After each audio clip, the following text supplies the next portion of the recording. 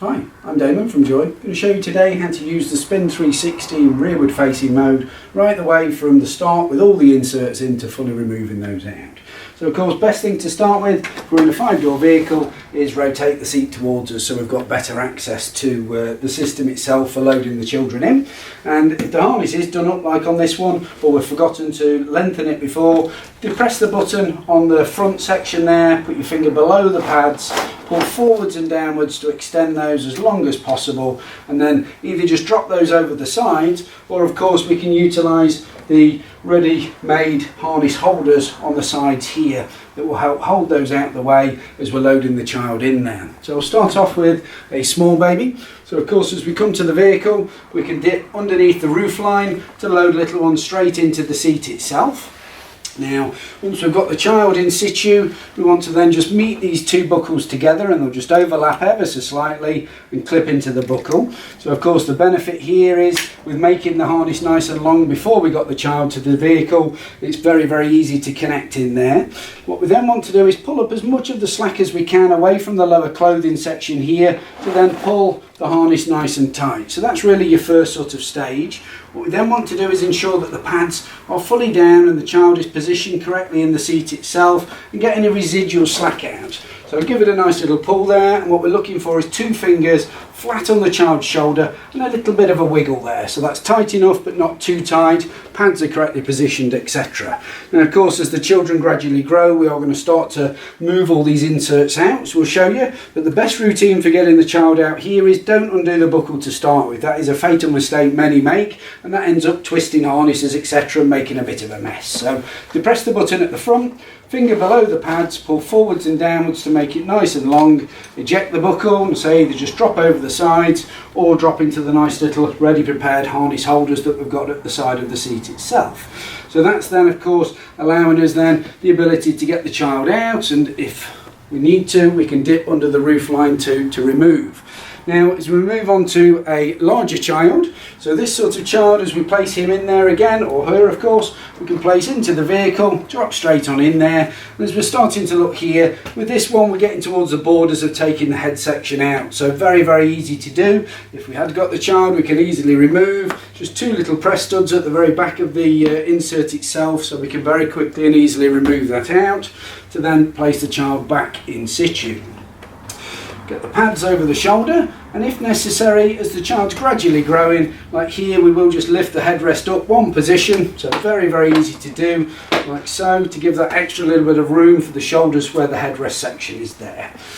Pass the harness again over the lap section, meet together and clip straight into the buckle, so really quick and easy to do. Then feed through the extra slack, exactly the same routine as we did last time, pulling through there to ensure we've got as much of the slack out as possible. So pull up again and give that extra pull. Now, as I've loaded this little one in here, you'll see that it's not quite sitting central, so the child is actually moved over slightly to that side there. So we'll find that this side is nice and tight, this side is a little bit loose. So it's a great indicator to show that we haven't got a child centrally sighted into the seat. If that happens, just loosen off ever so slightly. We can reposition the child to get them sitting centrally in the seat itself, and then retension, pull the pads back down, etc., and off we go, ready for the road. So with either and any of these size children, of course, once we've done all the harness bits, etc., we can rotate and continue the journey straight on all the way through in rearward facing mode until we're ready to, of course, take the child out again.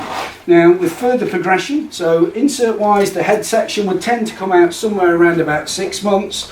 The body section here will tend to come out for most children somewhere around about 9 months to a year. Now, I have got a much larger child here that will show all the inserts out, but we have got a 3rd stage. So this will tend to come out somewhere around 9 months to a year.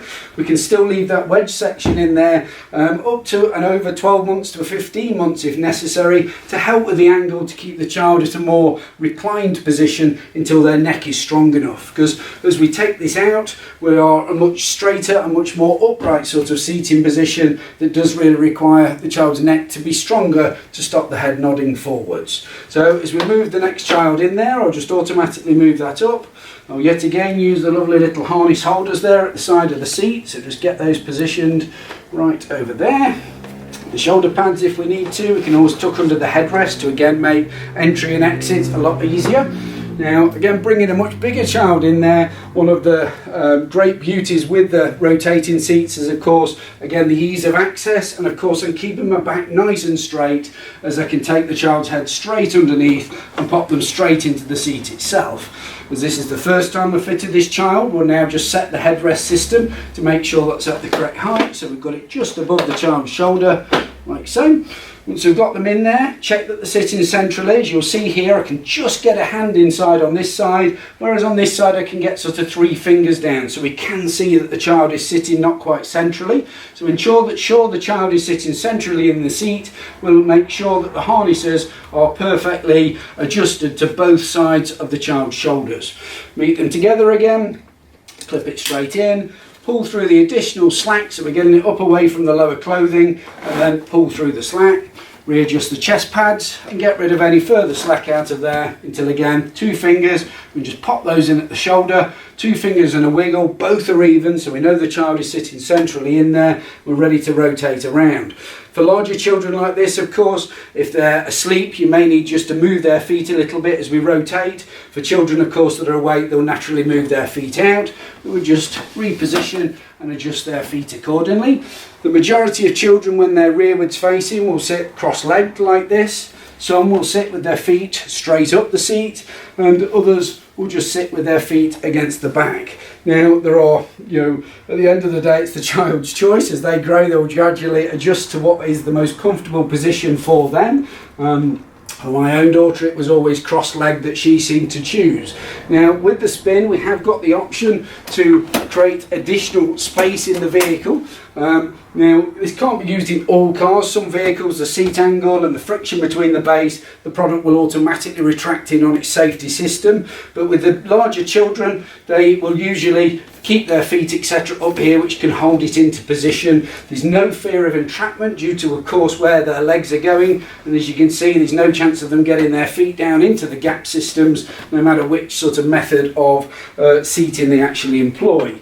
Now, majority of vehicles will want to be fully restrained back to gain extra space into the vehicle, but the choice is, of course, yours. With regards to ease of use, the rotation can still be done even when retracted back. So hopefully that was some help for you today, and thank you for listening.